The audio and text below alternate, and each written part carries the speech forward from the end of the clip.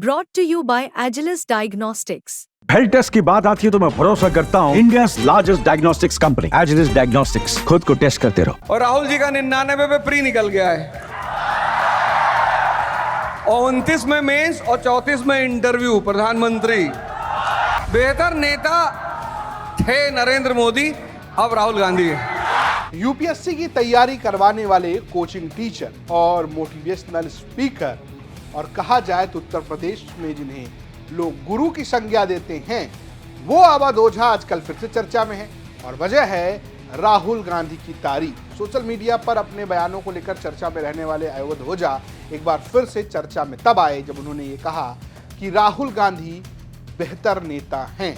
ना सिर्फ उन्होंने राहुल गांधी की तारीफ की, बल्कि उन्होंने एक तरीके से भविष्यवाणी भी की कि राहुल गांधी देश के प्रधानमंत्री कब तक बन जाएंगे। जी हाँ, अवध ओझा का ये बयान इंडिया टुडे ग्रुप के द ललन टॉप के बिहार अड्डा शो पर आया। इस शो के दौरान जब उनसे नरेंद्र मोदी और राहुल गांधी के बीच एक विकल्प देकर सवाल पूछा गया तो उन्होंने राहुल गांधी की तारीफ कर डाली। अब एक गुरुजी और सवाल बताइए, बेहतर नेता कौन है, नरेंद्र मोदी या राहुल गांधी?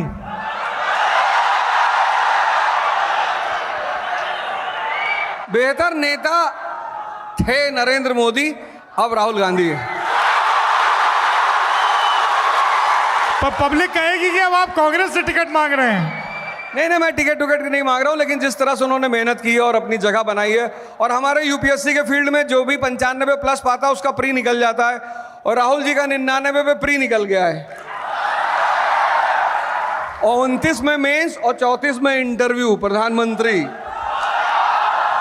ऐसा मैं नहीं कह रहा हूं, ऐसी इनकी उत्तेजना कह रही है, ये जो उत्तेजित लोग हैं।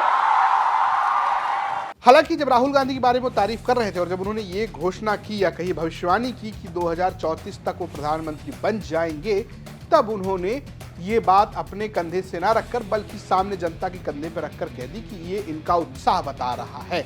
लेकिन इसे माना जा रहा है कि इस तरीके से अवध ओझा ने बताया है कि राहुल गांधी तब तक प्रधानमंत्री बन जाएंगे। लगातार कांग्रेस का ग्राफ बढ़ता नजर आ रहा है चुनाव के बाद से 2024 के, और चर्चा भी हो रही राहुल गांधी ने जिस तरीके से अपनी पॉलिटिक्स चेंज की।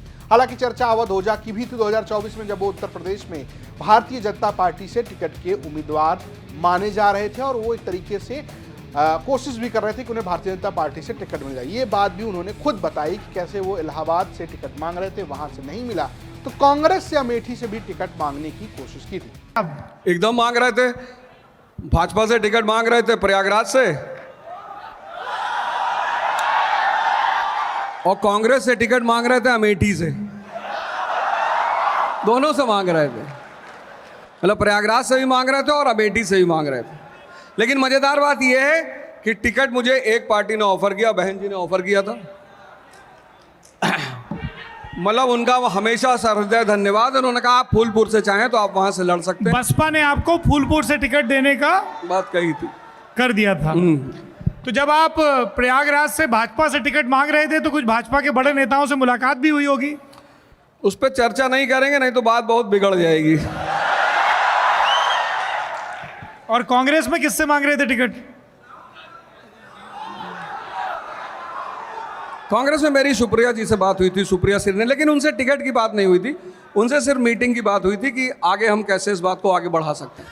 आपको बता दें कि जिस अमेठी की बात कर रहे हैं उस अमेठी में स्मृति ईरानी जो भारतीय जनता पार्टी की, उन्हें मात दी कांग्रेस के केएल शर्मा ने। फिलहाल जो बातचीत अवध ओझा ने की है उसकी चर्चा खूब है सोशल मीडिया पर, लेकिन जो भविष्यवाणी की है उस पर आपकी क्या राय? क्या राहुल गांधी 2034 तक प्रधानमंत्री बन जाएंगे या उससे पहले, उससे बाद में? आपकी अपनी क्या राय है? मैं कमेंट बॉक्स में जरूर बताएं। देखते हैं यूपी तक। नमस्कार।